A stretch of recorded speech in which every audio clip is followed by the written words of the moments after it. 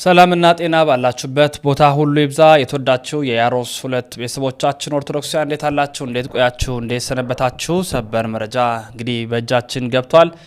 ይሄውም ሰበር መረጃ እንግዲህ በብፁዕ አባታችን በብፁዕ አቡነ ገብርኤል ላይ ውሳኔ ተላልፏል። ውሳኔ መተላለፍ ብቻ አይደለም፣ በብፁዕ አቡነ በርናባስ በብፁዕ አቡነ ፊልጶስ ላይም ቋሚ ሲኖዶስ ውሳኔዎችን አስተላልፏል። እንዲሁም በፍኖተ ጽድቅ ላይም የተላለፉ ውሳኔዎች አሉ። አሁን ከሰዓታት በፊት የወጡ መረጃዎች ናቸው። ብፁዕ አቡነ ገብርኤል በፍኖተ ጽድቅ አዳራሽ ውስጥ ያስተማሩት ማርያም ቤዛዊት ዓለም አትባልም የሚል በአመንክ ቅጽበት ትድናለህ የሚሉ ሀሳቦች ሮሜ 8:34 የሚያጨቃጭቅ አይደለም የሚል አጠቃላይ ፕሮቴስታንታዊ ተሐድሶአዊ ሀሳቦችን ማራመዳቸው ማስተማራቸው ይታወሳል። ከዛ ጋር በተገናኘ ነው እንግዲህ ብፁዕ አባታችን ብፁዓን አባቶች 5 የሚሆኑት የቋሚ ሲኖዶስ አባላት ብፁዕ ቅዱስ ፓትርያርኩ በተገኙበት ብፁዕ ጠቅላይ ስራ አስኪያጅ ብፁዕ አቡነ አብርሃም ባሉበት ውሳኔዎች የተላለፉት እነ ብፁዕ አቡነ ዲዮስቆሮስም እነ ብፁዕ አቡነ ሳዊሮስም የተገኙበት ውሳኔ ነው። በዚህ ውሳኔ ላይ የተላለፉ ሀሳቦች አሉ። አሁን የተወሰኑትን ነው የማቀርብላችሁ።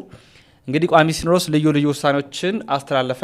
ቋሚ ሲኖዶስ ብፁዕ አቡነ ገብርኤል ከቤተ ክርስቲያናችን የነገረ ማርያም አስተምህሮ ውጪ በፍኖተ ጽድቅ ጠቅላላ ማህበር አዳራሽ ውስጥ የሰጡትን ትምህርትና በማህበሩ ሚዲያ የተላለፈበት ሁኔታ በተመለከተም በዛሬው መደበኛ ጉባኤ በሰፊው ተወያይቶ ለመወሰን በያዘው ቀጠሮ መሰረት በጉዳዩ ዙሪያ በጥልቅ ከተወያየ በኋላ የሚከተሉ ውሳኔዎችን አስተላለፈ ይላል የወጣው መረጃ።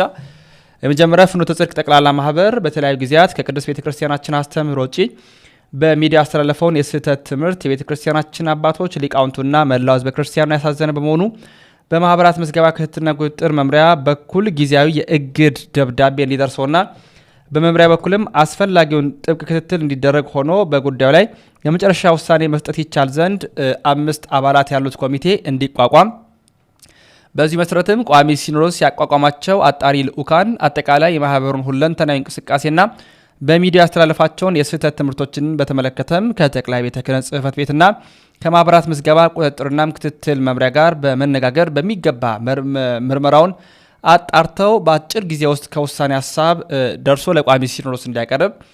ሁለተኛ ብፁዕ አቡነ ገብርኤል ማርያም ቤዛዊት ዓለም አትባልም በማለት ከቤተ ክርስቲያናችን የነገረ ማርያም አስተምህሮ ውጭ የሰጡት ሕጸጽ ያለበት ትምህርት በሊቃውንቱ ጉባኤ በኩል በሚገባ ተመርምሮ ተጣርቶ ከመፍትሄ ሀሳብ ጋር ለቋሚ ሲኖዶስ በአስቸኳይ እንዲቀርብ ብፁዕነታቸው ጉዳዩ ተጣርቶ የመጨረሻ ውሳኔ እስኪያገኝ ድረስ በመንበረ ፓትርያርክ ጠቅላይ ቤተ ክህነት ጽሕፈት ቤት ግቢ ውስጥ በሚገኘው መኖሪያ ቤታቸው በተአቅቦ እንዲቆዩ።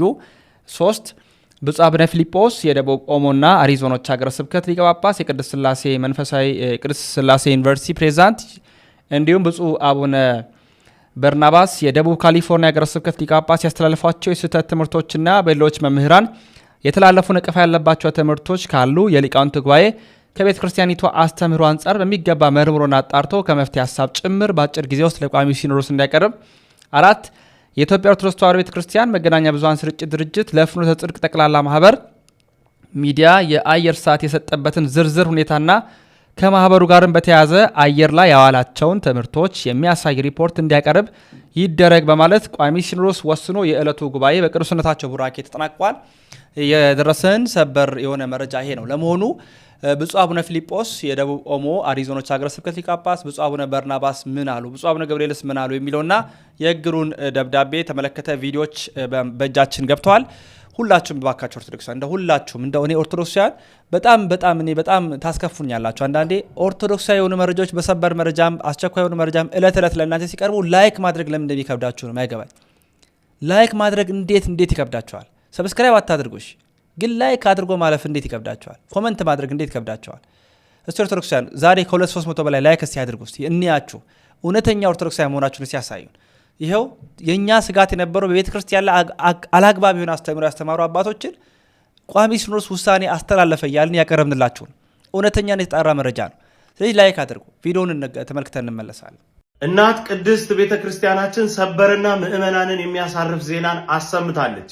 ቋሚ ሲኖዶስ በዛሬው ዕለት ልዩ ልዩ ውሳኔዎችን አስተላልፏል። ብፁዕ አቡነ ገብርኤል በጠቅላይ ቤተ ክህነት ግቢ በሚገኘው መኖሪያ ቤታቸው ወይንም ጽሕፈት ቤታቸው ለጊዜው ታቅበው እንዲቆዩና በእሳቸው የተላለፉ ልዩ ልዩ የምንፍቅና ትምህርቶች ተጠንተው እንዲቀርቡ ወደ ሊቃውንት ጉባኤ አቅጣጫ ተሰጥቶበታል ማለት ነው።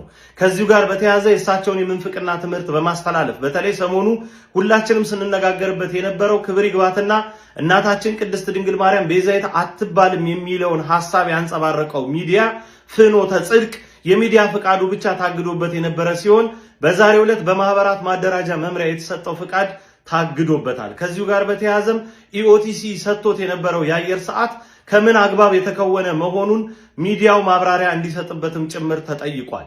እንደዚሁም በተጨማሪ የተለያዩ ብፁዓን ሊቃነ ጳጳሳት አባቶች በተለያየ ጊዜ ላስተማሯቸው የምንፍቅና ትምህርቶች ወይም አጠራጣሪ ትምህርቶች ምላሽ እንዲሰጥበት እንደዛው ወደ ሊቃውንት ጉባኤ ጉዳዩ ተመርቷል። ቅድስት ቤተክርስቲያናችንን መንካት፣ ቅድስት ቤተክርስቲያናችንን ተጠግቶ እፍቃታለሁ ማለት በፍጹም አይቻልም። ቅድስት ቤተክርስቲያናችን አምራ ተሰርታ ተኩላ የተጠናቀቀች ናት። ከዚሁ ጋር በተያያዘ ሁለት ነገርን ማስመር እፈልጋለሁ። የመጀመሪያው ብፁዕ አቡነ ገብርኤል ከስር እያላችሁ ጉዳዩን ወደ አልሆነ አቅጣጫ የምትመሩት ሚዲያዎች እንድትታገሱ እንጠይቃቸዋለን። ከዚሁም ጋር በተያያዘ ደግሞ ቅድስት ቤተክርስቲያናችን እንደዚህ ኩልል ያለ ውሳኔን እንድታስተላልፍ ሁላችን በልጅነት መንፈስ እንከታተል እንጂ ግላዊ ሐሳብን በመስጠት አባቶቻችን የወሰኑትን ይህንን የደማ ውሳኔ እንዳናስቀለብስ ጥንቃቄ እንድናደርግ ያስፈልጋል። ሁልጊዜም እናት ኦርቶዶክስ ተዋሕዶ ቤተክርስቲያናችን የበላይ ናት። ሮሜ 8 ቁጥር 34 ላይ በአብ ቀኝ ያለው ስለኛ የሚማልደው ይላል። ምን ብለው ነው ያስተረጎሙት? መጽሐፍ ቅዱሱን የሚፈርደው ብለው ነው ያስቀየሩት። በጣም አደገኛ ድፍረት ነው። ግን ደግነቱ ቀያሪዎቹ ተጽዕኖ እንደነበረባቸው የሚያሳውቀው ከታች ህዳጉ ላይ አይታችሁት እንደሆነ በግሪክኛው ግን የሚማልደው ይላል። አሁን ሁልጊዜ መጽሐፍ ቅዱስ በተለያዩ ቋንቋዎች ተተርጉሟል አይደለ? አሁን የቃል ችግር ከተፈጠረ ምስክሩ ማን ነው? ግሪክኛው ነው። መጀመሪያ የተጻፈ በግሪክኛው ስለሆነ ምስክር ሊሆን ግዕዝ ምስክር ሊሆን አይችልም። እንግሊዝኛ ምስክር ሊሆን አይችልም። አረበኛ ምስክር ሊሆን አይችልም። ቻይናኛ ምስክር ሊሆን አይችልም። ማንም ምስክር ሊሆን አይችልም። ምስክር የሚሆነው ማን ነው? ግሪኩ ነው። ለምን? የተጻፈው መጀመሪያ ብሉይ ኪዳን። አሁን እንደዚህ አስቸጋሪ ክርክር ከተነሳ በቃላት ወደ ማን ነው የሚኬደው? ወደ ዕብራይስጡ ነው። ወደ ዕብራይስጡ ነው። አዲስ ኪዳን ላይ ችግር ከተፈጠረ ደግሞ ለማረጋገጥ ወደ ምን ነው የሚኬደው? ወደ ግሪኩ ነው። ስለዚህ ምን አሉ እነዚያ ቀያሪዎቹ? ግሪክኛው ግን የሚማልደው ነው የሚል ብለው ሾለቁ። በጎበዞች ናቸው። ምክንያቱም የሆነ ተጽዕኖ ተደርጎባቸዋል ማለት ነው። እነዚህ ሰዎች በጣም ድፍረት ነው። ይሄ ምንድነው? ሞኝነት፣ ፍርሃት ነው። አሁን የሚማልደው ካል ዝቅ አድርገን እንትን ልንል ነው። ያንን ራሱ እኮ ነው ወዶ ያደረገው።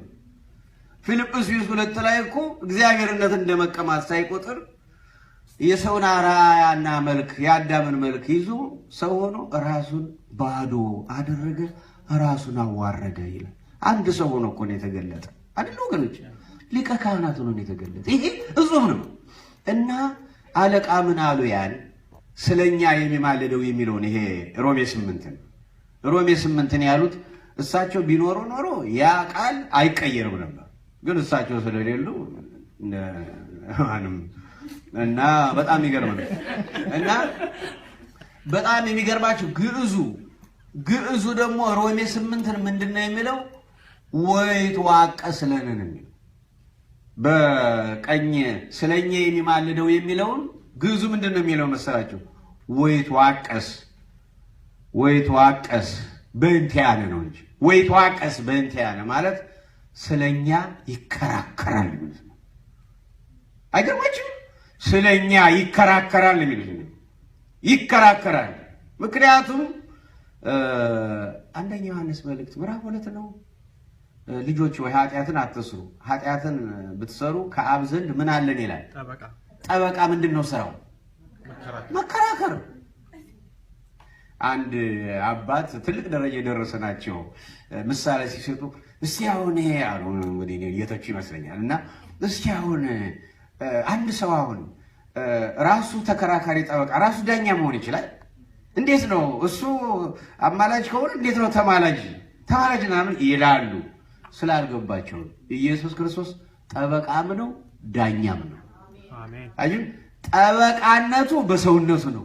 ፈራጅነቱ ደግሞ ምንድነው? በአምላክነቱ ነው። ስለዚህ ስለኛ ይከራከራል። ምን አሉ አለቃ ቅዱስ ጳውሎስ ለሮሜ ሲጽፍላቸው ሮሜ 8 ላይ ይቅርታ መብራቷ እንትን ብላኝ ነው ወደዚህ ሄድኩኝ። ወይትዋቀስ በእንቲአነ ስለኛ ይከራከራል ብሎ እንደጻፈው አለ።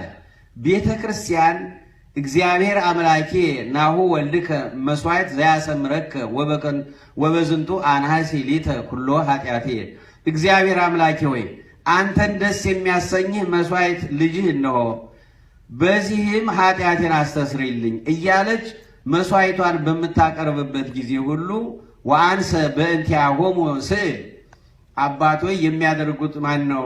ወአንሰ በእንቲአሆሙ ስዕል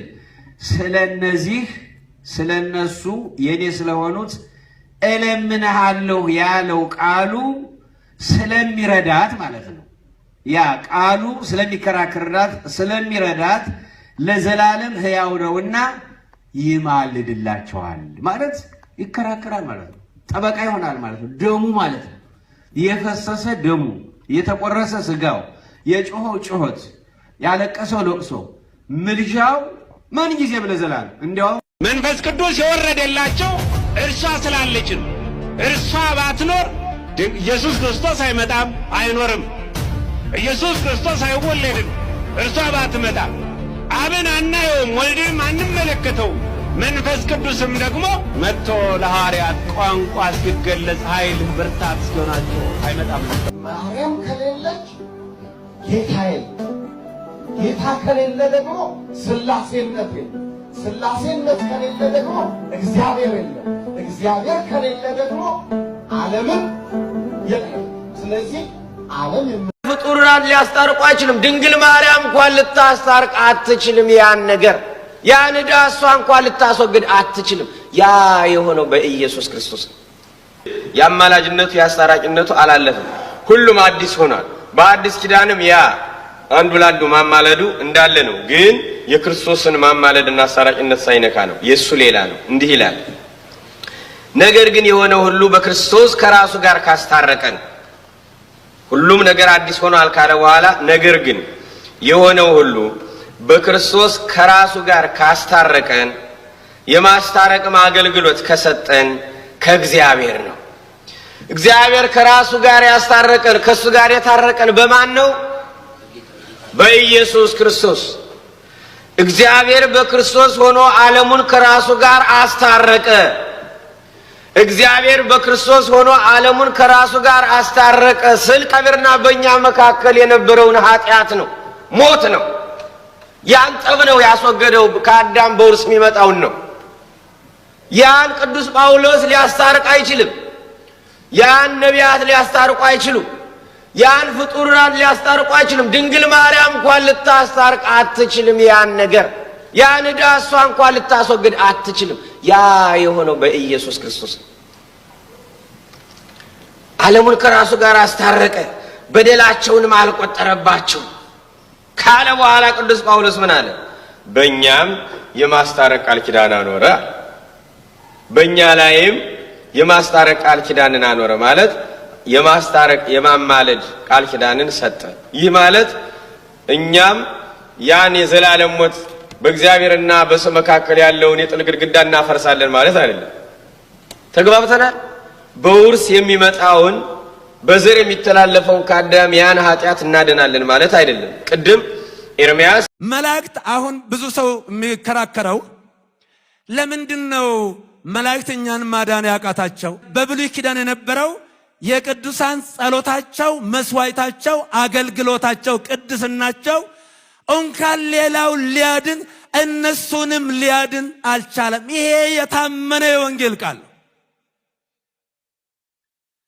ሰውን ማዳን የሚችለው ሰሪው ብቻ ነው። አንዳንድ እቃዎች ታውቃላችሁ፣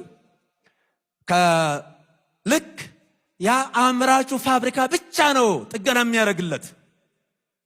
ሌላ ቦታ አይድንም፣ አይታከምም፣ አይጠገንም። አምራቹ ፋብሪካ ብቻ ነው አንዳንድ በጣም በዓለም አቀፍ ደረጃ ውድ የሆኑ የደህንነት መሳሪያዎች የሚጠገኑት በአምራቹ ኩባንያ ወይንም ካምፓኒ ነው። እንደዚህ ሁሉ ሰውን ማዳን የሚችለው ሰሪው ፈጣሪው የእግዚአብሔር ልጅ እንጂ ፍጡርን ማዳን አይችልም።